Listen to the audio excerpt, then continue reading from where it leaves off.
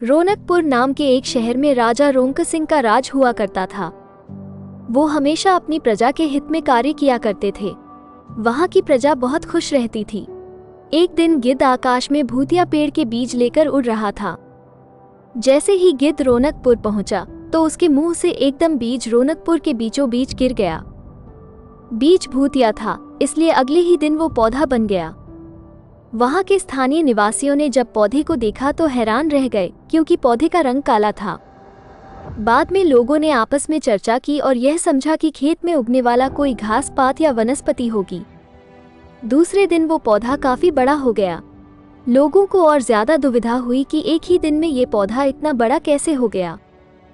होते होते वो पौधा तीसरे दिन पेड़ बन गया। समय बिता और लोग भी तेजी से बढ़ने वाले पौधे के बारे में सोच सोच कर परेशान हो रहे थे। वो इस मामले को राजा के पास लेकर गए। ऐसे जादुई पौधे का पता चलते ही राजा तुरंत उस जगह पर पहुंच गए।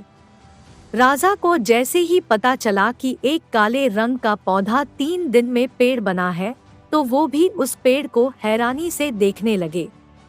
राजा उस पेड़ के पास चौथे दिन पहुंचे थे और तब तक पेड़ और बड़ा हो चुका था। वो इतनी तेजी से फैला था कि किसी को यकीन ही नहीं हो रहा था। राजा समझ गए थे कि का रंग काला है, इसमें जरूर कुछ जादू टोना होगा। इसी सोच के साथ राजा ने घोषणा कर दी कि जो भी इस पेड़ को खत्म करेगा उसे वो इनाम के तौर पर 1000 सोने के सिक्के देंगे। यही नहीं, राजा ने यहाँ तक कहा कि पेड़ को खत्म करने वाला व्यक्ति मेरी मृत्यु के बाद मेरी राजगद्दी पाने का हकदार भी बनेगा। इतनी बड़ी घोषणा सुनने के बाद हर कोई पेड़ खत्म करने के लिए अपना दिमाग लगाने लगा। राजा के सारे चतुर मंत्रियों ने भी तरकीब लगाई, लेकिन पेड़ को कोई भी नष्ट नहीं कर पाया। किसी ने पेड़ के आसपास आग लगवाई तो एक मंत्री ने उस भूतिया पेड़ को हाथियों तक से खिंचवाया, लेकिन पेड़ को कुछ भी न हुआ। अब लोगों के मन में डर बैठ गया और उन्हें लगा कि पक्का यह ऐसा वैसा नहीं बल्कि भूतिया पेड़ है। तभी उस गांव के एक समझदार व्यक्ति को राजा की घोषणा का पता लगा।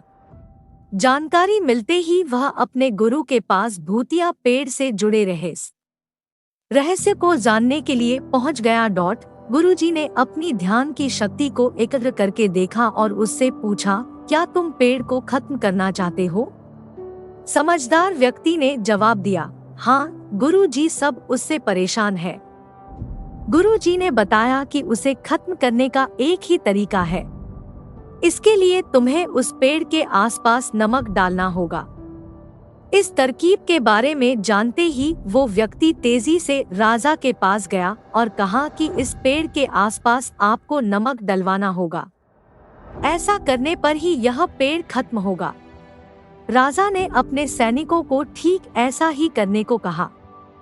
सैनिकों ने मिलकर पेड़ के चारों ओर खूब सारा नमक डाल दिया। नमक डालने के 1 दिन बाद ही पेड़ का आकार कुछ कम हुआ। होते होते 5वें दिन तक पेड़ एकदम छोटा हो गया।